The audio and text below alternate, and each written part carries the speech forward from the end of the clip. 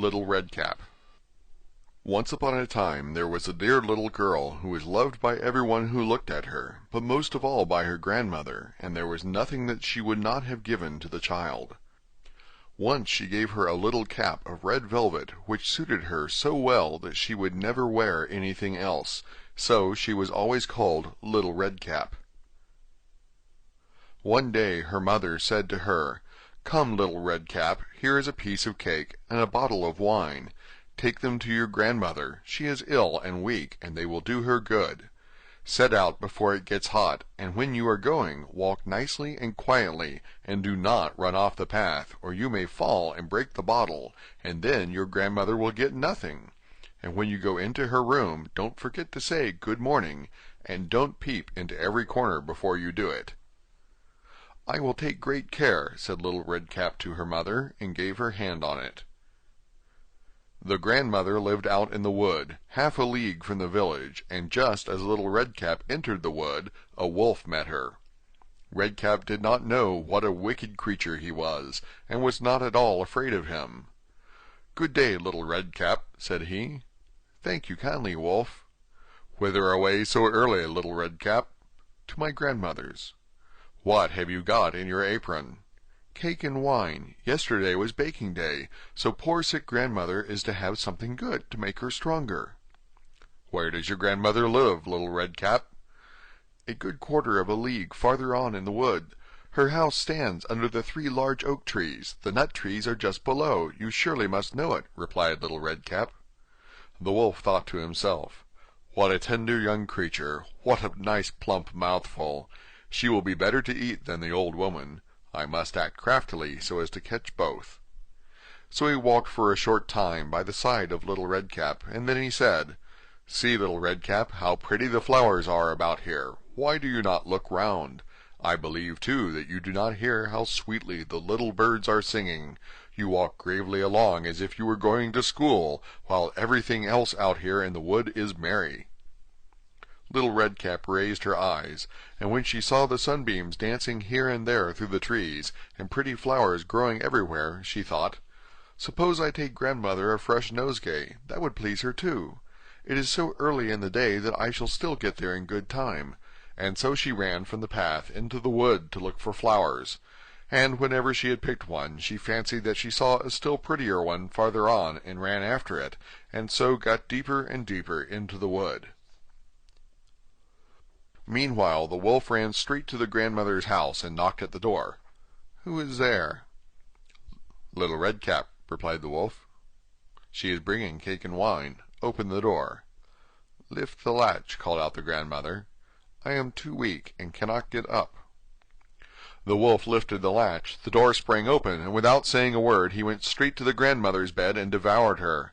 Then he put on her clothes, dressed himself in her cap, laid himself in bed, and drew the curtains. Little Red Cap, however, had been running about picking flowers, and when she had gathered so many that she could carry no more, she remembered her grandmother, and set out on the way to her.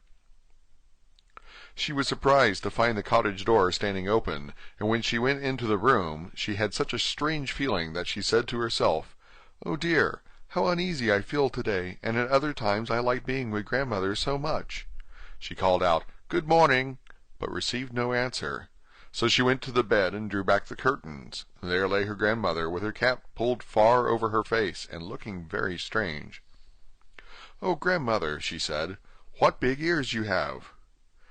"The better to hear you with, my child," was the reply. "But, grandmother, what big eyes you have!" she said. "The better to see you with, my dear." "But, grandmother, what large hands you have!" "The better to hug you with." "Oh, but, grandmother, what a terrible big mouth you have!" "The better to eat you with." And scarcely had the wolf said this, than with one bound he was out of bed and swallowed up Red Cap. When the wolf had appeased his appetite, he lay down again in the bed, fell asleep, and began to snore very loud.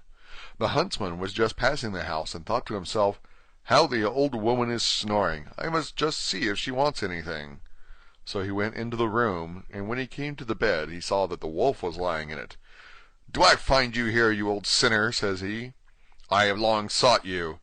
Then just as he was going to fire at him, it occurred to him that the wolf might have devoured the grandmother, and that she might still be saved, so he did not fire, but took a pair of scissors, and began to cut open the stomach of the sleeping wolf.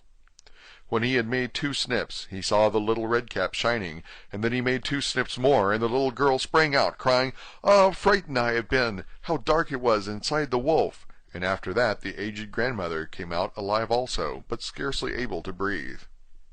Red Cap, however, quickly fetched great stones with which they filled the wolf's belly, and when he awoke he wanted to run away, but the stones were so heavy that he collapsed at once and fell dead. Then all 3 were delighted. The huntsman drew off the wolf's skin and went home with it. The grandmother ate the cake and drank the wine which Red Cap had brought, and revived. But Red Cap thought to herself, "As long as I live, I will never by myself leave the path to run into the wood when my mother has forbidden me to do so."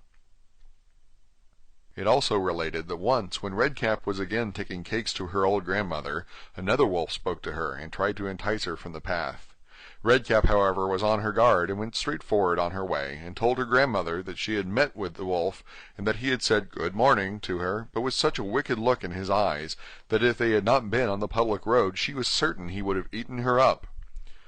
"Well," said the grandmother, "we will shut the door that he may not come in." Soon afterwards the wolf knocked and cried, "Open the door, grandmother, I am Little Red Cap, and am bringing you some cakes." But they did not speak or open the door, so the greybeard stole twice or thrice round the house, and at last jumped on the roof, intending to wait until Red Cap went home in the evening, and then to steal after her and devour her in the darkness. But the grandmother saw what was in his thoughts.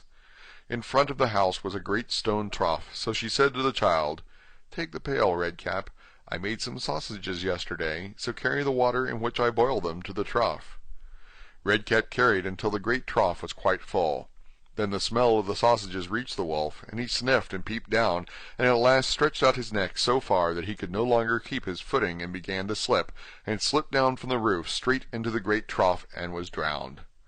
But Red Cap went joyously home, and no one ever did anything to harm her again.